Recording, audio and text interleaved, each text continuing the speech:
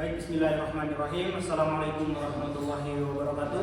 Waalaikumsalam warahmatullahi wabarakatuh. Pemaparan materi kali ini adalah lanjutan dari materi sebelumnya, yaitu persoalan profiling. Kali ini materi dengan tema yaitu kecurangan laporan keuangan. Tentunya pada latar belakang kali ini, sebelum kita membahas di persoalan isi, kita melihat latar belakang dari kecurangan laporan keuangan. Berarti ada masalah di bagian laporan keuangan sehingga menimbulkan kecurangan yang terjadi.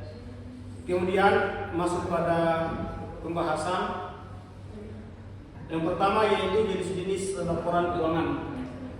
Kita perlu mengetahui bahwa jenis-jenis laporan keuangan itu di berbagai perusahaan pada umumnya dapat dibedakan menjadi tiga, yaitu yang pertama yaitu pemalsuan. Kecurangan yang pertama yang sering terjadi pada umumnya di bagian perusahaan itu sering kali terjadi, yaitu pemalsuan.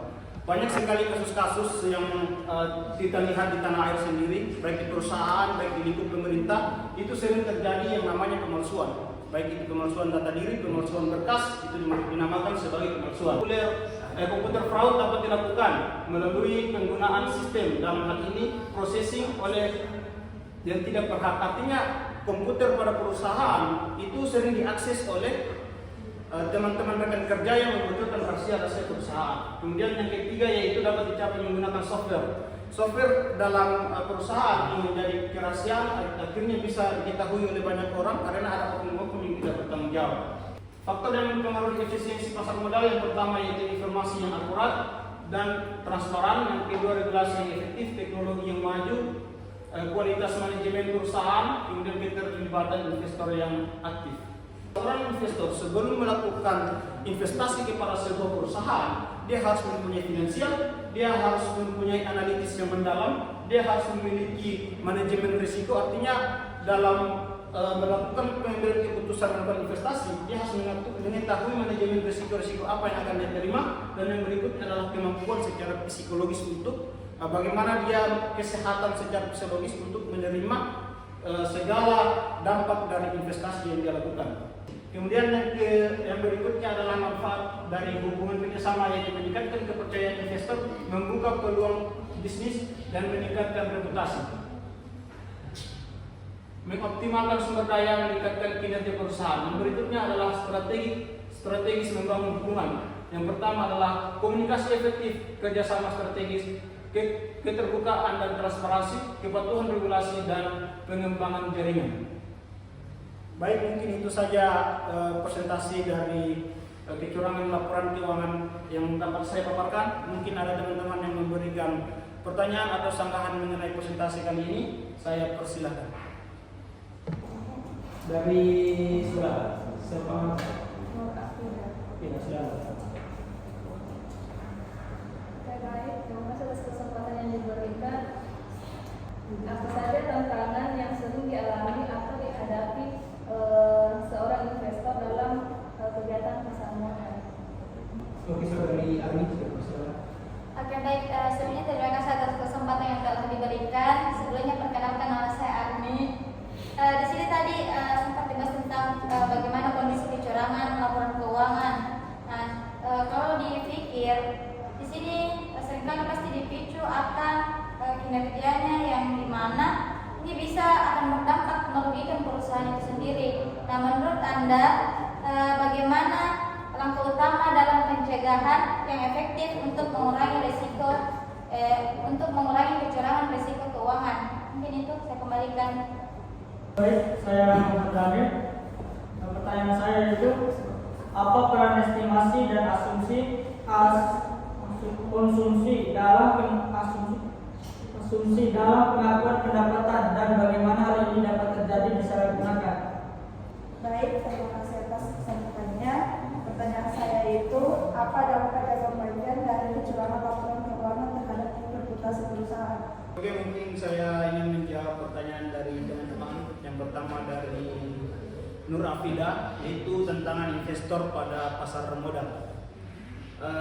Sering terjadi pada umumnya, yang terjadi pada pasar modal, seorang investor yang menjadi tantangan terbesar yang pertama itu adalah kurangnya persoalan pengetahuan atau literasi keuangan.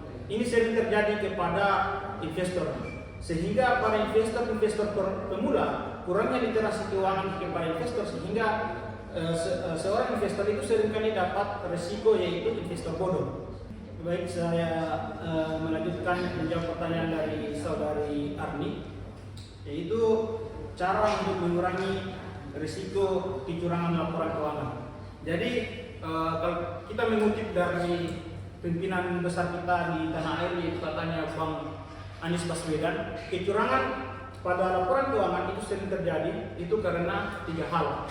Yang pertama yaitu keserakahan, yang kedua yaitu punya keinginan yang tinggi, dan yang ketiga yaitu adanya kesempatan. Contohnya seperti kecurangan yang dilakukan oleh senior-senior sebelumnya, kecurangan itu akan diulangi lagi kepada junior-junior yang baru, sehingga merasionalkan segala sesuatu di perusahaan itu dapat menimbulkan kecurangan-kecurangan yang ada pada laporan keuangan yang bisa disebabkan oleh seorang akuntan. Mungkin sekian dari saya kembalikan kepada penanya. Oke, baik, terima kasih atas jawaban yang telah diberikan dari penjelasan mulai dari keserakahan, tekanan, dan kesempatan. Saya rasa jawaban yang saya inginkan sudah saya bisa tangkap dan saya bisa terima. Saya kembalikan. Baik, terima kasih. Selanjutnya saya akan menjawab pertanyaan dari saudara Ardhanil, yaitu pertanyaannya, apa peran estimasi dan asumsi dalam pengakuan pendapatan dan bagaimana hal ini dapat disalahgunakan. Jadi peran estimasi dalam pengakuan pendapatan itu ada 3. Yang pertama adalah menghitung pendapatan, yang kedua menentukan nilai pendapatan, yang ketiga mengakui pendapatan secara proporsional, yang keempat adalah mengestimasi pendapatan dan kontrak jangka panjang. Perusahaan akan mengalami penurunan drastis baik secara pendapatan maupun secara finansial pada pengakuan pendapatan. Yang kedua yaitu kurangnya kepercayaan lembaga-lembaga publik kepada perusahaan, seperti lembaga keuangan yang memberikan pinjaman seperti bank maupun lembaga-lembaga publik lainnya yang memberikan dananya untuk operasional suatu perusahaan. Mungkin itu jawaban dari saya kembalikan kepada penanya. Baik, sekian dari jawaban dari materi, saya terima. Oke, baik, mungkin itulah sesi pemaparan materi dan diskusi yang cukup alot. Saya akhiri dengan mengucapkan alhamdulillahirabbil billahi fisabilil haq fastabiqul khairat. Assalamualaikum warahmatullahi wabarakatuh. Waalaikumsalam warahmatullahi wabarakatuh.